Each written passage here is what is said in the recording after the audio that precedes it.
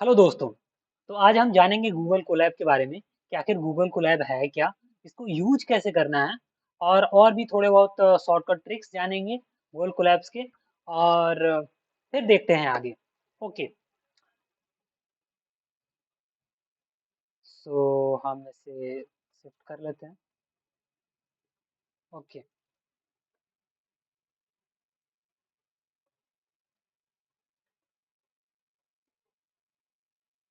तो दोस्तों, सबसे पहले हम गूगल कोलैब को सर्च कर लेते हैं। Google Colab. कोलैब। ओके। तो गूगल कोलैब आ गया, पहला लिंक जो है उस पर आपको क्लिक करना है। और ये जो पहला लिंक है इस पर क्लिक कर दीजिए। फिर ये अपने आप ये ओपन होगा।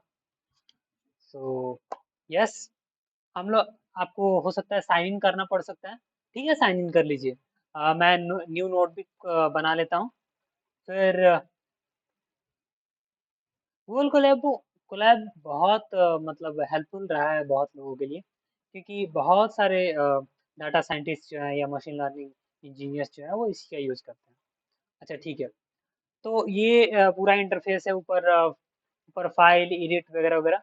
यहाँ पे आप नाम चेंज कर सकते हैं, जैसे कि 01 हम लिख देते हैं कोलैब ट्यूटोरियल। Colab tutorial.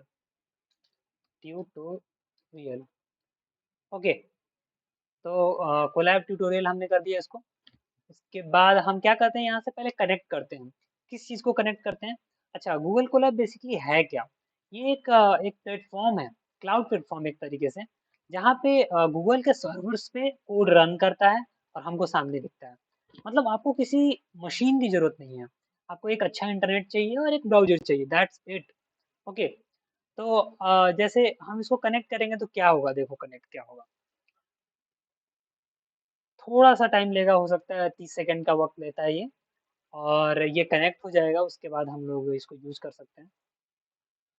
अच्छा, ये कनेक्टेड हो गया। देखिए, जो इसका रैम है, मतलब एक तरीके से हमारे पास एक कंप्यूटर है हमारे सामने, कि रैम 12.7 जीबी का रैम है। डिस्क जो है वो 107 जीबी का है। मतलब इसमें आप बहुत सारे फाइल्स रख सकते हैं। ठीक है। तो ये रिसोर्सेज थे। आगे बात करते हैं इसके बारे में थोड़ा विस्तार से। खैर, तो फाइल में देखते हैं। फाइल में इसके लोकेट इन ड्राइव। जैसे कोई नोटबुक है, जैसे ये नोटबुक मैंने क्रिएट किया। ठीक है, एक नोटबुक है, उसको क्रिएट किया तो वो हमारे ड्राइव में सेव होता है। ठीक है, गूगल ड्राइव में। तो वहाँ पे आप लोकेट कर सकते हैं, या फिर न्यू नोटबुक क्रिएट कर सकते हैं यहाँ से क्लिक करके। ओपन नोटबुक क्लिक करके आप बहुत सारे नोटबुक को ओपन कर सकते हैं जो आपने पास्ट में कुछ काम किया होगा, या फिर अपलोड कर सकते हैं कुछ नोटबुक को। ओके। फिर रिनेम है, मूव है, और एक कॉपी जो है उसको आप ड्राइव में कर सकते हैं सेव, या फिर गिटहब पे भी आप अपलोड कर सकते हैं। देखिए, मैं डायरेक्ट गिटहब पे भी अपलोड कर सकता हूँ। यहाँ पे बहुत सारे रिपोजिटरीज है मेरी। तो यहाँ पर मैं सेव कर सकता हूँ डायरेक्टली गूगल कोलैब से गिटहब पे। उसके बाद आप सेव कर सकते हैं, डाउनलोड कर सकते हैं, प्रिंट कर सकते हैं। तो बहुत सारी चीज़ें हैं। ठीक है, एडिट में क्या है? एडिट में नॉर्मली ही चीज़ें, डिलीट करना वगैरह वगैरह। व्यू में बहुत सिंपल सी चीज़, इंसर्ट मतलब कि कोड को इंसर्ट करना, टेक्स्ट सेल को इंसर्ट करना। ठीक है, आगे देखते हैं इसके बारे में। फिर रन टाइम क्या है? दोस्तों, रन टाइम क्या है कि यहाँ से आप सारे सेल्स को रन कर सकते हैं। अगर हमने, अच्छा, बहुत सारे सेल बनाए हैं तो उसको रन कर सकते हैं। हम सबको देखते हैं। एक ओवरव्यू मैं दे देता हूँ सबसे पहले सारे ऑप्शंस का। उसके बाद हम लोग रीस्टार्ट कर सकते हैं रन टाइम को। जैसे अगर हमको फिर से रीस्टार्ट हो रहा है, यहाँ पे देख सकते हैं आप। तो ये बेसिक सा था। फिर यहाँ से आप रन टाइम को चेंज कर सकते हैं। अच्छा, रन टाइम को चेंज करने का मतलब देखते हैं। जैसे पाइथन 3, जैसे हम लोग पाइथन में कोड कर रहे हैं, पाइथन 3 होगा। अगर हम लोग आर लैंग्वेज, आर एक और प्रोग्रामिंग लैंग्वेज है, अगर इसमें कोड कर रहे हैं तो आर पर क्लिक कर सकते हैं और उसको चेंज कर सकते हैं। ओके। फिलहाल हम लोग पाइथन 3 पे रखते हैं। अच्छा, T4 GPU का हम लोग यूज कर सकते हैं, जो कि काफ़ी फास्ट है एक नॉर्मल सीपीयू से। ठीक है, या फिर हम टीपीयू का यूज कर सकते हैं। अच्छा, जीपीयू क्या होता है? जीपीयू मतलब T4 जीपीयू क्या होता है, आइए देख लेते हैं। दोस्तों, सबसे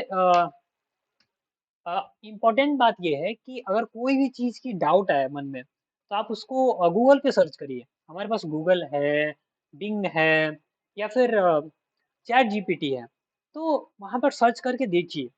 मतलब ऐसे ही करके सीखा जाता है और हम लोग भी इस जर्नी में यही करेंगे। हम लोग को जो चीज़ें नहीं पता होंगी, हम लोग बस सर्च करके देखेंगे। हम सर्च करते हैं। ओके, तो ये एनवीडिया का टी4 टेंसर कोर है। अच्छा दोस्तों ये गूगल का नया फीचर है जनरेटिव एआई एक्सपेरिमेंटल। तो इसने रिजल्ट दे दिया है। देखिए, NVIDIA T4 is the graphics processing unit designed for AI interface and training. It's popular choice for AI interference and used by many cloud providers. Okay, so T4 is powered by NVIDIA during the Tensor Core. अच्छा T4 GPU हो गया। अच्छा हमने एक और term देखा TPU, तो देखते हैं TPU क्या है। देखिए जनरेट हो रहा। TPU stand for thermoplastic polyurethane. Okay, whatever the thing. TPU हम लोग देखते हैं प्रोसेसर के टर्म्स में। ओके, तो प्रोसेसर्स के टर्म में टीपीयू का कुछ और मीनिंग है, tensor processing unit of course. ठीक है, तो ये जो है वो गूगल के द्वारा डेवलप किया गया है मशीन लर्निंग को और ज़्यादा एक्सेलरेट करने के लिए। जैसे डीप लर्निंग के कॉम्प्लेक्स मैट्रिक्स को सोल्व करना, वेक्टर प्रॉब्लम को सोल्व करना। तो इन सब के लिए टीपीयू को यूज़ किया जाता है। अच्छा टीपीयू वर्सेस जीपीयू भी आप देख सकते हैं सर्च करके। तो बहुत सारी चीज़ें होती हैं, जैसे जीपीयू जो है वो ज़्यादा फ्लेक्सिबल है इन टर्म्स ऑफ प्रिसीजन।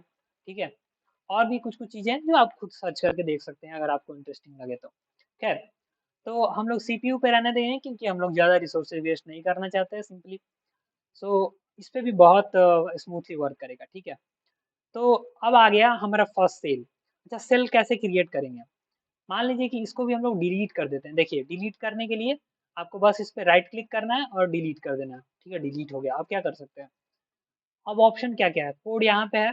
ठीक है, या फिर यहाँ पे अगर होवर करेंगे आप, कोड का ऑप्शन आ जाएगा और आप जितनी बार क्लिक करेंगे उतने सेल्स बन जाएँगे। इनको सेल्स बोलते हैं। ठीक है? अच्छा, अगर हमको कुछ टेक्स्ट लिखने हैं तो कैसे लिखेंगे? इसमें अगर हम लोग टेक्स्ट लिखेंगे तो ये रन करेगा कोड की तरह।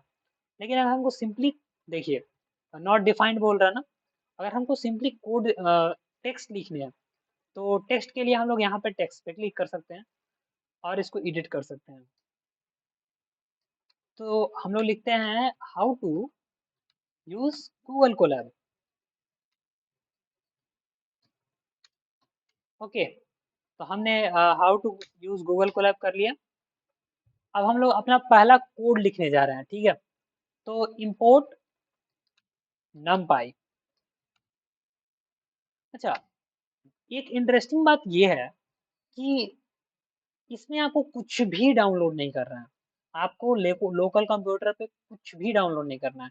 आपका कंप्यूटर कितना भी मतलब लो ग्रेड का हो या फिर पुराना हो। मेरे पास खुद भी 7 ईयर पुराना लैपटॉप है।